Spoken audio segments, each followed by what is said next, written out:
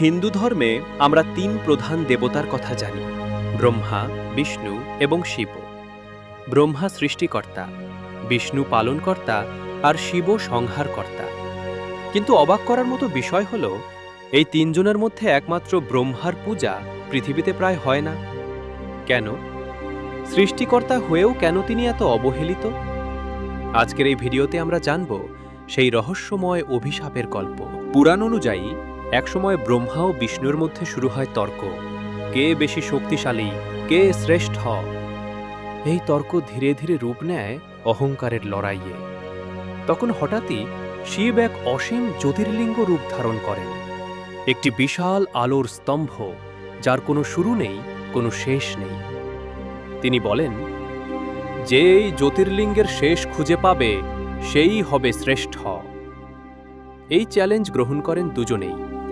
বিষ্ণু নিচের দিকে যান আর ব্রহ্মা উপরের দিকে উঠতে থাকেন। অনেক সময় পার হয়ে যায়, কিন্তু জ্যোতির্লিঙ্গের কোনো শেষ পাওয়া যায় না। বিষ্ণু বুঝে যান এই শক্তির শেষ নেই, এটা অসীম। তিনি ফিরে এসে সত্য স্বীকার করেন, আমি এর শেষ খুঁজে পাইনি। কিন্তু ব্রহ্মা, তিনি শেষ খুঁজে না পেলেও নিজের অহংকারে অন্ধ হয়ে মিথ্যা বলেন, আমি এর শেষ খুঁজে পেয়েছি। এই মিথ্যার সাক্ষী হিসেবে তিনি নিয়ে আসেন একটি কেতকী ফুল, যে নাকি বলবে ব্রহ্মা সত্যিই শেষ পর্যন্ত পৌঁছেছিলেন। কিন্তু সত্য চিরদিন লুকিয়ে থাকে না। শিব সবকিছু বুঝে যান। তিনি প্রচণ্ড ক্রুদ্ধ হয়ে ওঠেন। শিব বলেন, তুমি মিথ্যা বলেছ আর অহংকারে অন্ধ হয়ে গিয়েছ। এরপর তিনি ব্রহ্মাকে অভিশাপ দেন, পৃথিবীতে তোমার পূজা কখনোই প্রচলিত হবে না।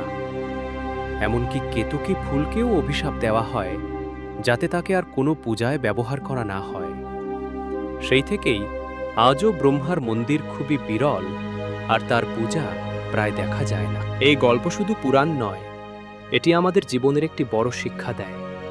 অহংকার মানুষকে অন্ধ করে দেয়, আর মিথ্যা শেষ পর্যন্ত ধ্বংস ডেকে আনে। এমনকি দেবতাও এই নিয়মের বাইরে নন। তাই জীবনে সবসময় সত্য ও নম্রতার পথে চলা উচিত। আপনি যদি এমন আরও রহস্যময় হিন্দু পুরাণের গল্প জানতে চান, তাহলে এই চ্যানেলটি সাবস্ক্রাইব করুন আর ভিডিওটি লাইক ও শেয়ার করতে ভুলবেন না।